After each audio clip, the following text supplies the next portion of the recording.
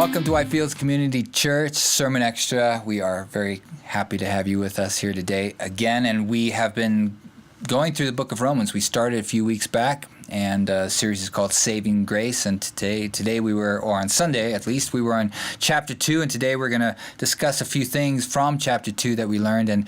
And chapter 1 dealt with a lot of, the people that are just obviously bad, and you get to chapter 2, and it's like, well, I'm just glad I'm not the people in chapter 1, but of course Paul has a few things to say about those people too, and the title of the message was, Why Do Moral People Need the Gospel?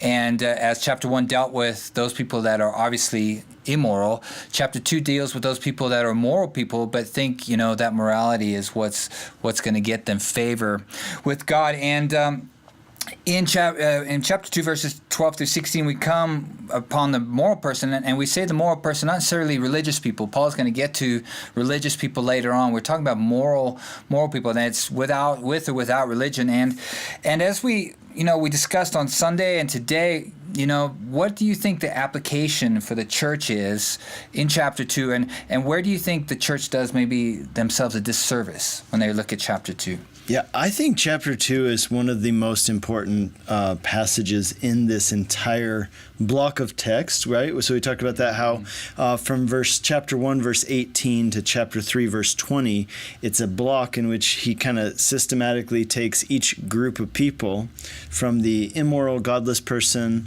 then he talks about the moral person, then he talks about the religious person, then he says, and if you didn't fit into any of those three categories, or you like to think that you don't fit into categories, then I'll just talk about everybody. So basically his whole goal is to show that everybody needs Jesus, because everybody stands condemned under the law, or even just because they haven't even lived up to their own understanding of what right and wrong is. And so I think this is maybe one of the most important sections, I think, for our society, but not just for our society. I think society in general, because what can happen a lot of times, and I think this has happened a lot with evangelical Christianity, is that we really platform these people who have these crazy stories, right? Like these crazy things. And those are good and they glorify God. My point would just be that I'm not sure that they speak to most people. And at very worst, they can even alienate some people from thinking that this is for them, right? They can actually make people think that this is for, people whose lives are really messed up, or who have a propensity towards addiction or bad things. Well, of course, they need God to help them get themselves in order. But a person might say, I'm doing fine on my own. I don't need God to help me be good. I can be good without God. In fact, some people would say, I don't need some book to tell me to be good. I choose to be good. And maybe they would even argue that that's even of more value, because they're not doing it because some book tells them to, or because some deity says they have to, but because they choose to. So think about statistics. I was meeting with a group of people last week about homeless ministry in town, and they were saying that there are roughly 200 homeless people in Longmont.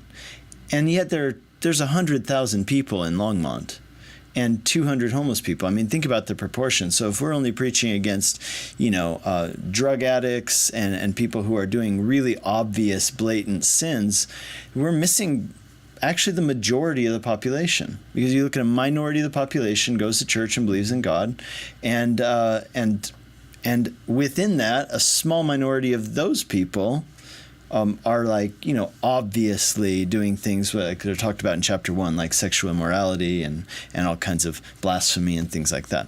So my point is that by highlighting that, we're alienating a whole segment of society. Like if every time we put somebody up and we say, hey, here's a testimony of what it means to be a Christian, right? We're giving them an ideal.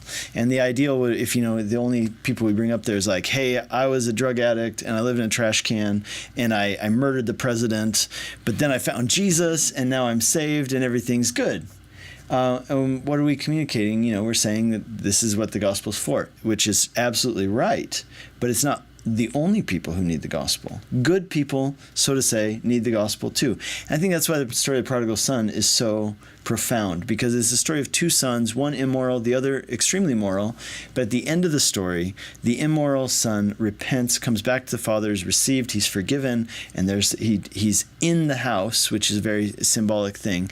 And the older brother, who was always very dutiful, ends up outside the house And who was Jesus speaking that to? He was speaking that to the religious people of the day. It says that in the beginning of the chapter. He was speaking it to the Pharisees and the religious people. In other words, he was trying to show them, this is who you are. You are the older brother. You've followed all the rules, but that doesn't mean that you're necessarily right with God. You too need to be saved. You need to repent of even trusting in your morality to save you. I remember when I was a pastor in Hungary, I had this girl in our church, and this is one of the dawnings upon me that we were overemphasizing this to the detriment in a way.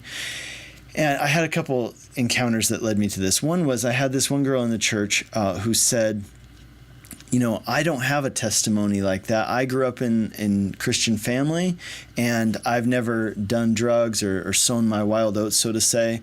So maybe I should, and I should go out there and I should, start living all crazy so that I can then get saved, and then I'll have a good testimony. And then when I go and do evangelism, then everybody will listen, and they'll all glorify God and get saved. And I was like, no, it's actually, we want to encourage that. Like, if you grew up in a Christian family, it's okay. And it's a good thing to serve the Lord and never go to jail and not get felonies and just love Jesus and receive the gospel. And the point is, good moral people need the gospel, and we must emphasize that. Otherwise, we're alienating a huge percentage of the population and saying that the only reason why we need God is because we're super messed up people.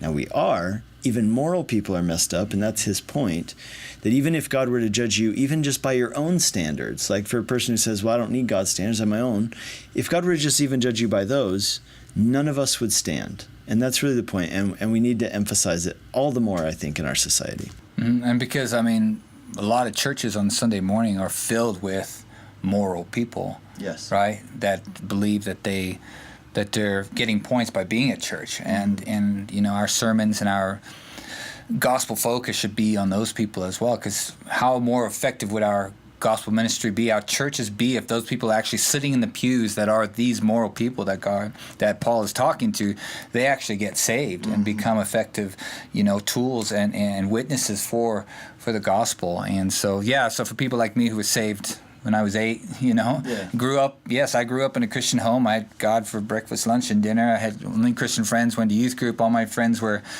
at church. I went to a private Christian high school, So, definitely Paul was talking to somebody like me who would say, well, I could put my salvation on my pedigree, where I came from. And Paul's like, no, you can't do that. And so that's a very, very, very good lesson that we could learn from this week. And, we hope that you were able to hear the sermon from Sunday morning. If you haven't, please do that. It's up on SoundCloud. It's up on our webpage.